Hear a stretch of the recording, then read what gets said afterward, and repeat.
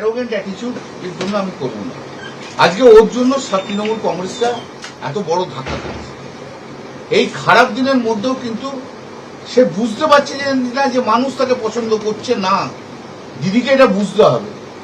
আমি আজও দিদির পাশে আছি, কিন্তু দিদি যদি অভিষেককে নিয়ে চলতে থাকে তাহলে আমার পক্ষে দিদির পাশে থাকা সম্ভব। আপনার এই কথাটা মানে কি, অভিষেক বন্দ্যোপাধ্যায় টিএমসিতে থাকলে কল্যাণ বন্দ্যোপাধ্যায় থাকবে না? এই পদে থাকলে আমি থাকবো না। আচ্ছা, এই পদে He cannot be my boss. Such an arrogant attitude cannot be my leader at all. আপনি তো যখন শাসক দল ক্ষমতায় ছিল আপনার দল, তখনও আপনি বিদ্রোহ করেছেন। 2022-এ করেছি। আজকে যারা বিদ্রোহ করেছে তারা 2022-এ আমার পাশে দাঁড়ায়নি। 2022-এ তারা আমার পাশে দাঁড়ায়নি, কিন্তু আমার নামে পোস্টার করেছিল। এখনো আমি মমতাদির সঙ্গে আছি। মমতাদিকে বুঝতে হবে কার জন্য দল আজকে এই জায়গায় এলো। দিদি যদি এই ডিসাইডটা না করতে পারে তাহলে মুশকিল আছে।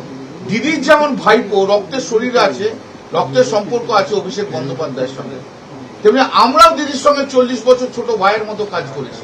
করেছিল ডিরেক্টকে বলে দিয়েছি, দিদি তারপর তার ফোন করেনি, ফোন করলে বলে দেবো। কিন্তু অভিষেক ব্যানার্জি ছাড়া তৃণমূলের অনেক আর যে মামলা আছে সেই মামলাগুলো আমি করব। এখানে বসগিরি করার জায়গা থাকে না, সম্মান শ্রদ্ধা সবাই করতে হয়।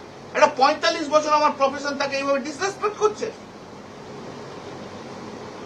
এত অ্যারোগেন্সি কেন মানতে যাবো? সকালে ফোন করেছিল ডিরেক্টকে বলে দিয়েছি, দিদি তারপর তো আর ফোন করেনি, ফোন করলে বলে দেবো। কিন্তু অভিষেক ব্যানার্জি ছাড়া তৃণমূলের অনেক আর যে মামলা আছে সেই মামলাগুলো আমি করব। কারণ ও তো আর একা তৃণমূল নয়। এই উদয়ন গুহর মামলা করে দিলাম, 2টো মামলা করে দিলাম, অ্যান্টিসিপেটরি বেল করে দিলাম, ক্রিমিনাল ডিভিশন স্টে করে দিলাম।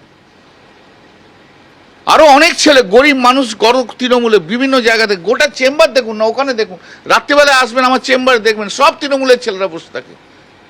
আমি কোনো রোজগার এখন করছি না, আমি তো বলেইছিলাম 1 বছর রোজগার করব না, আমি তৃণমূলের জন্য মামলা করব। কিন্তু এই অ্যারোগেন্ট, এই রকম লোক যে নিজেকে বস হিসেবে ভাবে,